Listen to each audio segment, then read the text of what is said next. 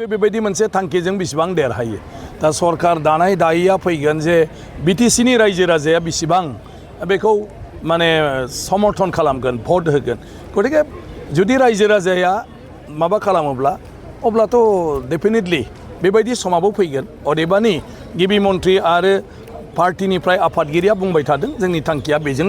खोथा गैया जोंनि थांखिया बे जायगायाव जौगाखांनायनि खामानि मावनाय आरो जौगाखांनायनि खामानि मावनांगौब्ला जोंहाबो बेवहाय बिजाथि थानांगोन आरो बेवहाय थान्दै थानांगोन माने रिप्रेजेन्टेटिभफोर अब्लासो सरकारनि नरेन्द्र मदि बिथांनि दैदेननायाव भारत सरकारनि स्किमफ्रानो जा बा मानाव गेदेर माने हिमन्त बिश्व शर्मा बिथांनि दैदेननायाव आसाम गभर्नमेन्टनि माखासे स्किमफ्रानो जा बे स्किमफोरखौ जाहाथे बिटिसि सरकारनि गेजेरजों बिटिसि ओनसोलनि रायजो राजाफोरनो मोजाङै मोजां मावफुंनानै होनो हायो सरकार दानो हायाबाबो सरकारनि नोजोराव होबाय थानो हागोन जे दिनैहाय अरुणोदयखौ मोजाङै खालामाखै दिनैहाय माने महिला उद्यमिता आसनिखौ मोजाङै खालामाखै दिनै रेशन कार्डफोरखौ माने मोजाङै दाबो मोनजोबनाय जायाखै बबावबा नोङो माने किसान जितु PM किसान जितु 6000 कोटी साफ्रोम आबादारिनो होनाय जादों बेखौबो हयथ' बबेबा डिपार्टमेन्टआ मावनो हायाखै बेफोर बाथ्राफोरखौ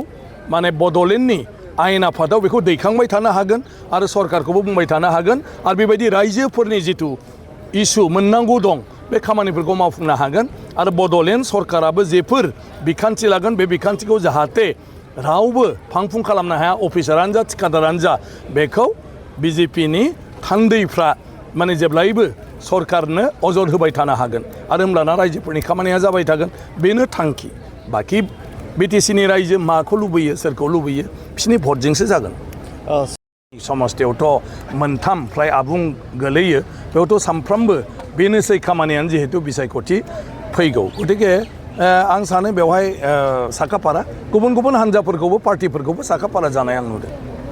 जोंखौ फोरमायहरनाय बायदिबा 2 आगस्टनिफ्राय बिथाङा बिटिसिनि मोनसे समस्थियाव दावबायफैगोन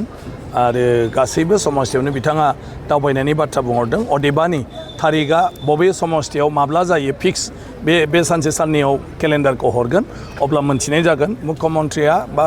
गिबि मन्थ्रिया मोननै थांखि मोनसेया जाबाय बिथांनि गोबां माने स्किमफोरबो दं बेफोरखौबो बिथाङा खामफालांदों मानो होननानै बुङोब्ला इलेक्सनाव जेब्लानोखि माने कड अफ कन्डाक्ट जायो अब्ला जेबो खामानि मावनो हानाय नङा ओंखायनो बिनि सिगां जोंबो जोंनि बे पानेरि समस्ति आंबो बेवहाय आंनि समस्ति खिनियाव बा बेहेरगाव समस्ति बेवहाय जोंहा गोबां स्किम दं स्टेडियाम आंहा 2 दं दा खाग्राबारि इनडोर स्टेडियाम आरो बेहेरगाव स्टेडियाम बिनि अनगायैबो गभर्नमेन्ट कलेज दं बेहेरगावआवनो आरो बिनि अनगायैबो 167 रांनि जोङो मोनसे दै लोंग्रा भुटाननिफ्राय लाबोनानै खालामदों बेबो जोब्बाय बेखौबो बेखेवनांगौ दं